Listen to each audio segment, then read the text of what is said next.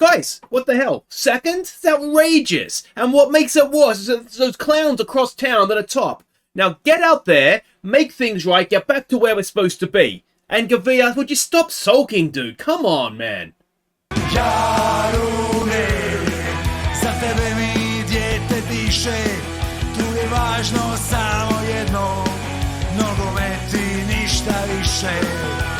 Jarune. Hey guys, I'm Aussie Villain and welcome back to your run on the Impossible Dream. Today we dust ourselves off after the European knockout, I guess. It wasn't really a disaster. We have, two huge games in the league against Dinamo and Rijeka. The three of us occupy the top three spots in the league, and it is getting a little tasty at the top of the table, I might say, as well. Now, a couple of small things to catch you up on. The first is Martin Pajic. Remember him. He is coming back to join us as a coach, as an under-18 coach or under-19 coach to start with. Is he going to be a great coach? Probably not, but we'll give him a chance with the kids and see how he gets on. So yeah, he's joining us. We'll give him up his coaching badges, and hopefully we'll get ourselves a good coach, and if not, we'll let him go off and have a career coaching elsewhere. The other thing to catch you up on is a little bit more disappointing, and that is the kids were knocked out of Europe themselves. It was the round of 16, I think it was. Is that the right round? Anyway, they got knocked out 5-4 by Inter. It was a bit of a goal fest, but yeah, there's no shame in that. The Inter's academy is a good academy, but yeah, I think the kids defend about as well as the seniors do, I think, on that one. So, yeah, it's a bit of a goal fest for a knockout round game, isn't it? Now, there is two games to catch you up on in the league. The first of those was against Hajduk Split. So let's go see how that went. We took a first half lead through a scrappy Siraj goal. And that was the only goal in a terrible game of football. There was no highlights. It was a horrible game of football. But we got there in the end. Cena, very lucky to get an assist on that one, I think, that goal. But you can see from the match stats, he probably did deserve to win, but only just. I tell you, it was a hard watch, that one. Next up, it was a team who I think at the time were 4th in the league, and that was Aussie. We fell behind in the first half. And it was 2-0 10 minutes later. Before Cena picked out Laco's run to make it 2-1 at half-time. So this was a bit of a disappointing game. The second half in this one was as bad as the Hajduk game. Yeah, really happy you guys didn't have to sit through these two. We weren't terrible, to be honest. We had as many shots as them, didn't maybe put as many on target. We just didn't play well, to be honest. So that's a win and a loss from those two games. This is away from home, a narrow loss. It's not the end of the world, I suppose. But look at the table. And yes, Dinamo have played a game extra. We do play them today, but they are a point ahead of us. First up is Rijeka. Now, if Rijeka was to beat us, then it is getting a little bit tight and tense, isn't it? And Aussiak's not a mile away either. It looks as though, as you can see, Hajduk is in a bit of an island for 5th. And then, yeah, that battle, Slaven's kind of pulled away, but sort of a 3-horse race for that play-out spot, it looks like. And if we look at some of the league leaders, Cena is right up there for the Golden Boot. We lead the way in terms of average ratings. In terms of assists, we have Von Groningen and Cena up in the top 3. Holt still up there for Man of the Match awards with Von Groningen, and Pinter is still leading the way for clean sheets, which is nice. So this is what we're up against at home to 3rd in the league. They're two huge games in the league. It could really set ourselves up for the title race, or we could put ourselves in a bit of trouble. Now we're expecting a 4-2-3-1 out of them. And this is the team that we are sending out. It is Pinter in goal. Now, one thing I have done since the elimination in the Champions League is just got rid of the wide centre-backs. Just kind of hoping that maybe sets us up a little bit. I'm still wondering, that goal that... who did we just lose to? Aussiak, where Crespi ran out. I wonder if we do leave him on the cover. But Jaka Busic, Crespi and Monsalvo are the back 3. Kovacic and Von Groningen are the width. Montel, Vazgard, Goria... or Gavia even, with Cena and Laco. Couple of non-selections here. Sanchez and Torres are both suspended. And was there something else? No, maybe there wasn't something else. They're just both suspended. All right, let's go. All right, so we can see the team sheet. Do you recognise any names in their lineup? I don't think so. What do we say to this? This is the match we should be winning. We are at home. They're first in the... we're second. Let's raise our game to their level. Let's maybe go with that. yeah, I'm still struggling to sort of get a grip on the team. So yeah, I did obviously see the comments that you guys left at the end of last week. I am seriously considering, and I had to look because our transfer window hadn't quite closed when we got knocked out by of the Champions League. There, I did have a quick look to see if there was any wingers, and it's not really, to be honest. Not that we could have maybe loaned someone in. I think first and foremost we've got to make sure we win the title. So I don't know that changing the way we're playing this season is maybe a great idea, but perhaps over the summer, I think what I'll do is I'll look for some wingers. The problem that I sort of why I'm so hesitant is that I've really built the squad around this sort of formation, so we've got lots of centre backs and lots of strikers, and it's going to be a little bit difficult. Crespi is being caught out again there, thankfully. Not too much of composure at the end of it in terms of the striker. So yeah, I'm just hesitant to do that. It would mean having to sell some players that I don't want to sell necessarily. Yeah. Here we go with Lacko. Let's see what he can do. Floats it in. It is towards Crespi. Gavia's in there. It's bouncing around, and it's Jaka Busic with only his second goal for the club. And he gives us a lead, a big lead, early on in this one. Crespi, I think it was, or was it Gavia? No, so it came out, Gavia knocked it back in, and Jaka Busic, well, I mean, the keeper maybe should have done a little bit better with that. It's always tough, isn't it, from a goalkeeping point of view? Well, I imagine it is anyway. In that sort of situation, do you come off your line, or do you you got to sort of wait till someone heads it, don't you, to know which way to go. Montel's got himself a little bit of space, and that is that a save? A free kick? What for? Being too good? That's ridiculous. I don't understand, unless there was someone offside in front of the goalkeeper maybe, but still. I don't think any goalkeeper was getting anywhere near that regardless. Alright, let's go and get a second here. Yeah, there's a part of me that wonders, that's not a good pass, Monsalvo. The wide centre-backs, we've just given them a goal. I don't think it's offside. We have worked on defence coming into this one. Oh, it is disallowed. So we'll take it. Oh yeah, he definitely went early. Wasn't even close in the end. I probably should have seen that, shouldn't I? But we'll tell him to focus anyway. What was I saying before I said we were working on things defensively? Oh yeah, I wonder if the wide centre, because wide centre backs do naturally, they're kind of like inverted wing backs, aren't they? That's my understanding. So they do kind of push forward. So I'm wondering if in Europe maybe having them doing that is sort of leaving us a little bit vulnerable. So yeah, I'll try not playing with them for the rest of the year.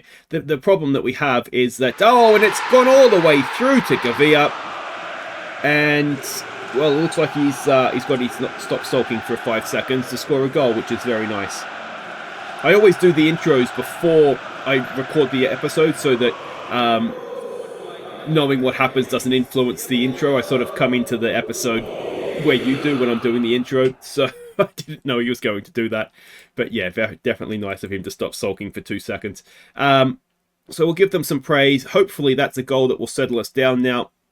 And the striker who's missed one and been offside for the other is off injured now. So he's had a good day out, hasn't he? Kovacic floats across in, too close to the goalkeeper, that one. And in first half stoppage time, the last thing we need is this going up the other end and into our net.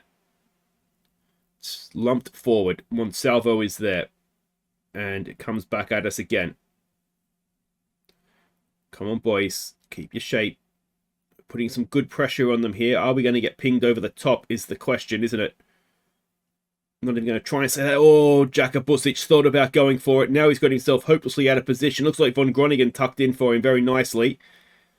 And we still managed to get picked apart. And in first half stoppage time, it's game back on. It's 2-1.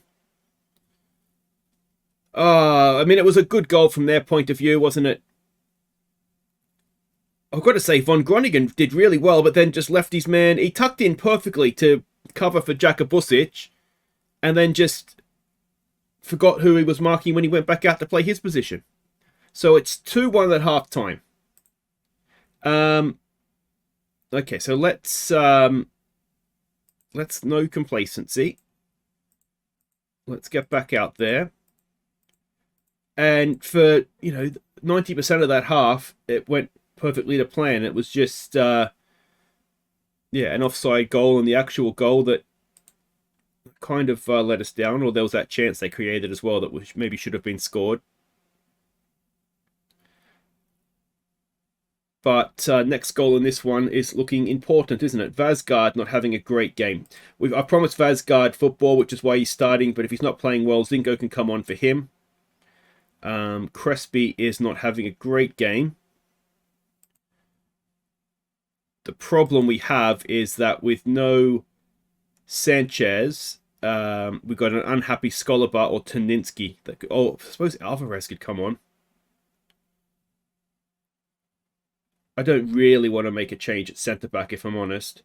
Lacko isn't having a great game. We do have options, so there's no point leaving him out there. We'll bring Madzar on. And we'll give them some praise. It's not been a classic second half so far, has it? Almost a bigger problem than defensively not being particularly sound is what's going on here? 11 shots on target, 2 goals. All right, we'll close it down. I'm almost scared to change anything because in truth they've not really threatened the second half. But anyway. All right, so we've made just the one sub. Alvarez comes on as a defensive sub for Gavia. And we will hopefully see this out from here. We're into stoppage time. We'll give it a focus. And the match stats just do my head in. I don't understand why we just don't score any goals. Not to score any goals, but you know what I mean? Compared to the goals that we should be scoring. I suppose it's a good result, isn't it? We won. That's the main thing. So that does send us back to the top of the table. God, Dubrava with a huge win for their season. Dinamo next is huge, isn't it? If we win that, we've got a nice little gap again. If we lose it, we're going to be second. But it's so difficult to know because, we've just beaten a team that's right up there in the league, but it feels quite a bit like we haven't played well there. So I don't know. This team is confusing me so much. Anyway, guys, wait right there. Dinamo's next. All right, welcome back. We're getting ready to face Dinamo in a top of the table clash, but we have had our youth intake, and it's kind of not really clear there, but poor intake, and that pretty much sums it up. We've offered 3 contracts sort of straight away. Silvio Kopic he looks very good, to be fair. So if he's all we were to get, then that would be okay. Of course, we don't really need attacking midfielders right now. We got a goalkeeper. Hopefully he does okay. I always think, club-trained goalkeepers just brilliant for like 3rd, 4th choice when it comes to European squads. We've got a promising centre-back here, so we'll see what we get out of him. Doesn't look too bad, to be fair. Marking could do a little bit of work, but otherwise very good. And then there's 1 or 2 others here that they've got some hope. I'll probably end up offering most of these sort of good talents contracts, as long as they have good personalities anyway. And we did get this guy a promising winger in as well. So I'll probably offer him a deal. I'm not convinced he's that promising of a winger, but better than nothing. If anybody of these, if you're a qualifying patron or channel member, and any of those guys take your eye, let me know. We can rename them for you. Otherwise, let's go and face Dinamo. We are expecting a 4-2-3-1 out of them. This is a team we're sending out. It's fairly similar in truth. Pinter in goal, Sanchez back from suspension with Crespi and Jaka Busic. I thought he did well, so we're going to keep him in the team. Torres is back. He partners Von Groningen in wide areas. Montel, Vazgard, Goria, Sina and Sina even, and Lacko will be the front few there. Players that are happy to stay. Mazzoleni is happy now, so that's huge because he got a bit of a sulk on. And there was somebody else as well. Skolabar is happy to stay now as well. So that is, again, that's good news for us. All right, so we can see the team sheet. If you are extremely eagle-eyed, you will notice Monsalvo's been taken off the bench for Toninsky. We just had too many foreign players. So, when I went to submit the squad, I had to do that. Otherwise, they have some good players in their team. There's no doubt about that. But at home, you'd like to think. Do we want to? No, let's just no pressure. Stick to freedom and play like Braveheart. I don't know. All right, and here we go. Lucky that these are. I mean, both. No, was Rijeka? It was a home game, wasn't it? So that obviously helps massively, getting the 2 home games for these two. It will probably mean we have to go away from home, though, won't it, when we play them for the final time. So, yeah, this is huge. I'm not sure how... I haven't had to worry about head-to-head recently. It's looking like a 2-horse race again, isn't it? That win over Rijeka is kind of... realistically, I guess, seen them drop away. So, yeah, let's see. It's one of these. A draw maybe isn't a terrible result because it keeps us on top, but also, I mean, we should win this, shouldn't we? We should win this title because we are out of Europe. We have nothing else to play for, so we can put out our strongest team week in, week out. Perhaps the issue is, yeah, our strongest team is just not quite getting it done for us, which is, as I've said pretty much since our first game of the series. I just find it so troubling. We've always been able to score goals for fun. We've never been able to defend well, and just now we're creating chances for fun, but we're not really taking them, which is extremely frustrating. Let's try a focus. Torres with a throw for Cena. Nice ball there for Gavia. Gavia back for Torres to Cena. He's got a little bit of space. Can he unleash one? It is a corner, is it? It looked like it hit something on the way through, and Montel will indeed take the corner. Can we find a big centre back at the back post? Goalkeeper comes and claims. And, well, that is that then. Free kick. Montel. Decent. Oh, it's away though. Lacko will pick it up. He's got Torres coming forward. He goes straight into the box for Jakabusic, and he's gone down for a penalty, and it looked a penalty. Let's hope it's given. You always worry centre-backs falling down in the penalty area. They're just doing what they've seen the strikers do. But here we go. Lacko. Can he give us a first-half lead? Lacko sticks it away. Oh, never a doubt. And it is 1-0. And that is a 5-point gap at the top of the table as things stand. I did see a question too in the comments about the flares. Do we ever get fines or anything? Because Croatian clubs in real life are always getting fined for that sort of stuff. I'm assuming in Europe, I think they meant more so than domestically. To be honest, I don't even know if that's in the game to fine teams for fan trouble and whatnot. It's the sort of thing that happens in real life that you don't really want in the game, kind of like players getting killed in car accidents and sort of stuff like that. It's the sort of thing, and, because you're getting illnesses and that sort of stuff that force them to retire, personal issues, if they, whatever it might be. You don't, like, for example, you don't see a player missing a game because they've had a parent or grandparent pass away. So I think those are the sorts of things that happen in real life that you don't really want in a game. Probably partly for legal reasons as much as anything. So yeah, no. The answer to the question is no. We've never had a fine or anything. So, if anybody ever has, let me know. I'm not aware of it ever happening, and I just don't think it's something that's actually programmed into the game because it's not something you'd want in the game necessarily as fan trouble as also other things that I said. Now, this could be trouble. So tell you what, who should get a fine is Dinamo. That's disgusting. Smoke damage on our new stadium, and it's over the top. To be fair, you probably just look like rust like the rest of the roof, wouldn't it? Alright, come on. This is for Zagrebian pride. Let's give them some praise. We're absolutely destroying them in terms of possession. It'd just be nice to see a few more highlights and goals. Ball into the back post, headed away. Vazgard picks it up. He gets it in for Crespi. Oh, look at the space Gavia's got. He's not going to miss that. It's no way that's offside. And it's going to be 2-0. There's no way that's offside. Surely not. No. It didn't even look close. The only thing... Oh, no, I was going to say, maybe if he took the corner. But look at that. No one's picking him up. It's maybe a little closer than I first thought. Do we get a replay of the replay? Let's have a look here. If they pause it. Yeah, no, he's well on. He was already dropping back. And, yeah, that's really good from Gavir, isn't it? Just finding the spot in space, I should say. And, yeah, just making sure he stayed on side. Excellent work. All right. Here we go again. Crespi picks up a loose pass. Torres down the line for Cena. Back we go for Montel. Are we going to slip into fifth gear here? Von Groningen. Von Groningen! Oh, it was dipping. But just over the top. Vasgard, again, not having a great game and on a booking. We'll get Zinko on for him.